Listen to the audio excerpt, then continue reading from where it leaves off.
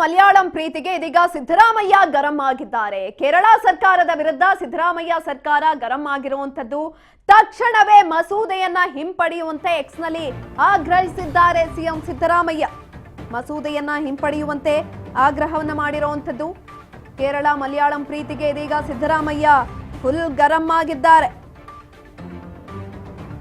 ಕೇರಳ ಸರ್ಕಾರದ ವಿರುದ್ಧ ಸಿದ್ದರಾಮಯ್ಯ ಸರ್ಕಾರ ಗರಂ ಆಗಿರುವಂತದ್ದು. ತಕ್ಷಣವೇ ಮಸೂದೆ ಹಿಂಪಡೆಯುವಂತೆ ಎಕ್ಸ್ ನಲ್ಲಿ ಆಗ್ರಹಿಸಿದ್ದಾರೆ.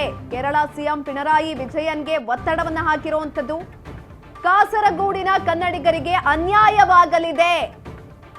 ಕೇರಳ ಮಲಯಾಳಂ ಪ್ರೀತಿಗೆ ಇದೀಗ ಸಿದ್ದರಾಮಯ್ಯ ಗರಂ ಆಗಿದ್ದಾರೆ.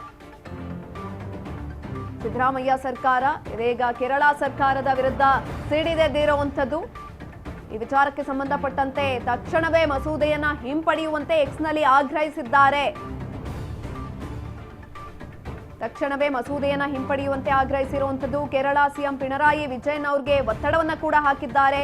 ಕಾಸರಗೋಡಿನ ಕನ್ನಡಿಗರಿಗೆ ಅನ್ಯಾಯವಾಗ್ತಾ ಇದೆ. ಭಾಷಾ ಅಲ್ಪಸಂಖ್ಯಾತರ ಮೂಲಭೂತ ಹಕ್ಕು ದಮನ ಆಗ್ತಾ ಇದೆ. ಕನ್ನಡದ ಬದಲು ಪ್ರಥಮ ಭಾಷೆ ಮಲಯಾಳಂ ಅಂತ ಮಾಡೋದಕ್ಕೆ ಹೊರಟಿದ್ದಾರೆ. ಕೇರಳದ ಶಾಲೆಗಳಲ್ಲಿ ಕನ್ನಡ ಕಗ್ಗೋಲೆ ಆಗ್ತಾ ಇದೆ. ಕೇರಳ ಮಲಯಾಳಂ ಪ್ರೀತಿಗೆ ಸಿದ್ದರಾಮಯ್ಯ ಇದೀಗ ಗರಂ ಆಗಿರುವಂತದ್ದು.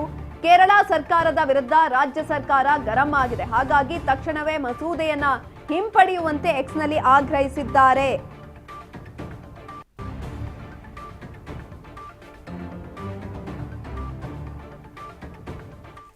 ಕನ್ನಡದ ಮೇಲೆ ಕೇರಳ ಸರ್ಕಾರ ಸವಾರಿ ಮಾಡುವ ತರಲೇ ಬಿಟ್ಟಿಲ್ಲ. ಇನ್ನೂ ಕೂಡ ಕೇರಳದ ಕನ್ನಡ ಮಾಧ್ಯಮ ಶಾಲೆಗಳಲ್ಲಿ ಪ್ರಥಮ ಭಾಷೆಯಾಗಿ ಮಲಯಾಳಂ ಕಲಿಕೆಯನ್ನ ಕಡ್ಡಾಯಗೊಳಿಸ್ತಾ ಇದೆ. ಕೇರಳ ಸರ್ಕಾರದ ಪ್ರಸ್ತಾಪಿತ ಮಲಯಾಳಿ ಭಾಷಾ ಮಸೂದೆ 2025 ಜಾರಿಗೆ ತರೋದಕ್ಕೆ ಹೊರಟಿರುವಂತದ್ದು ಕರ್ನಾಟಕದಲ್ಲಿ ವ್ಯಾಪಕ ವಿರೋಧಕ್ಕೆ ಕಾರಣ ಆಗ್ತಾ ಇದೆ. ಹಾಗಾಗಿ ಸಿದ್ದರಾಮಯ್ಯ ಸರ್ಕಾರ ಇದೀಗ ಟ್ವೀಟ್ ಅನ್ನ ಕೂಡ ಮಾಡಿದೆ. ಕೇರಳ ಸರ್ಕಾರದ ನಡೆಯನ್ನ ಸಿಎಂ ಸಿದ್ದರಾಮಯ್ಯ ತೀವ್ರವಾಗಿ ವಿರೋಧಿಸಿದ್ದಾರೆ.